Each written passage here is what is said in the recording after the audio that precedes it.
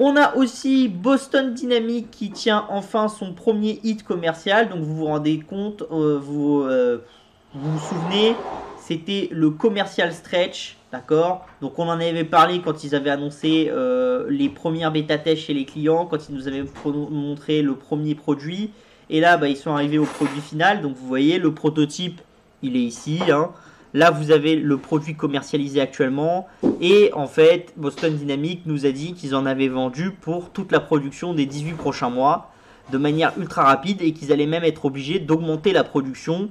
Et pourquoi est-ce qu'ils vont être obligés d'augmenter la production? Parce que la demande elle est très très forte. Et ça c'est vraiment un switch qui est important parce que pendant des années Boston Dynamics s'est cherché au niveau commercial, c'est-à-dire que vous aviez des super robots, ça plaisait un peu à l'armée américaine parce que c'était intéressant sur le terrain, mais d'un autre côté l'armée américaine voulait pas non plus que les robots ils soient piratables, ce genre de choses. Enfin, vendre en quantité c'était compliqué. On faisait beaucoup de proof of concept, on faisait beaucoup de trucs comme ça, mais il n'y avait pas vraiment un truc game changer qui était acheté par tout le monde et qui devenait vraiment quelque chose de très très puissant et très très intéressant.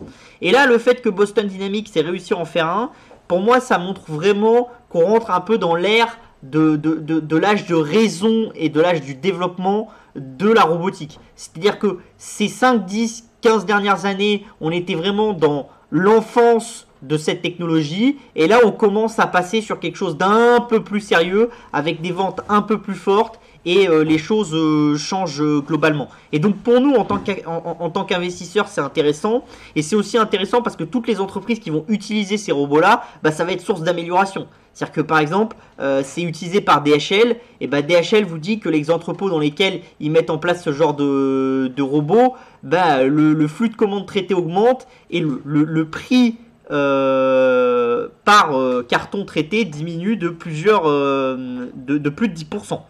Donc c'est quand même des choses qui sont importantes, hein. Vous vous rendez compte? Si dans le monde actuel, vous avez des capacités de transport où vous diminuez les flux de traitement des commandes de 10% sur certaines étapes, plus vous êtes à même de maximiser ça sur chaque étape avec des nouveaux robots, plus à la fin, l'importance est quand même très considérable. Donc c'est vraiment très très intéressant. Ce qui est intéressant aussi, c'est que le directeur commercial de Boston Dynamics, qui en a parlé et qui a fait une petite interview à la suite de ce hit commercial, a dit que leur but c'était quand même d'avoir dans les années à venir plus de 5 robots dédiés à des tâches bien précises comme le commercial stretch. Donc ils en ont qu'un seul pour le moment, donc ça veut dire qu'il y a 4 nouveaux segments dans lesquels Boston Dynamics va se lancer et va optimiser. Alors peut-être que ça sera encore des segments de logistique, peut-être que ça sera pas des segments de logistique. Je sais pas trop vous dire, hein, je suis pas dans les secrets des dieux de Boston Dynamics. Mais par contre, je pense que c'est vraiment quelque chose d'intéressant. On en avait déjà parlé aussi pour Flippy dans les comment s'appelle, dans les fast-food, en vous expliquant que c'était quand même une capacité d'amener un peu plus de travail dans les fast-food, ce genre de choses. Donc n'oubliez pas non plus parce que à l'heure actuelle, beaucoup de gens nous disent ah oui, c'est la pénurie de main-d'œuvre, c'est compliqué pour l'économie, ce genre de choses. Oubliez pas quelque chose, quand même à long terme, on va quand même digitaliser beaucoup de tâches. Et donc avec la même main d'œuvre, on aura une capacité de production qui sera sans commune mesure avec ce qu'on peut faire à l'heure actuelle. Et le seul moment où vraiment on a eu un changement considérable de production et une optimisation de la production par actif, d'accord, qui a été très violente et d'un coup sec, c'est quand on est passé aux machines à vapeur et aux premiers éléments industriels, et quand après on est passé à l'électricité et à l'industrialisation de masse et qu'on a développé les machines-outils, ce genre de choses. Voilà. C'est deux étapes clés à l'heure actuelle de l'ère industrielle, et moi je pense que ça c'est l'étape, la troisième étape de l'ère industrielle, c'est la robotisation massive.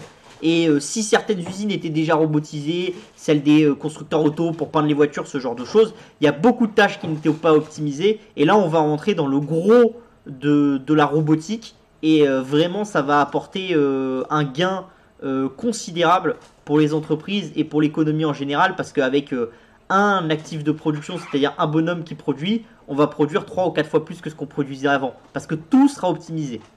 Et du coup, vous aurez une capacité de gérer un flux de biens et de services qui est, enfin surtout de biens, qui est beaucoup plus important avec le même nombre de personnes qui travaillent.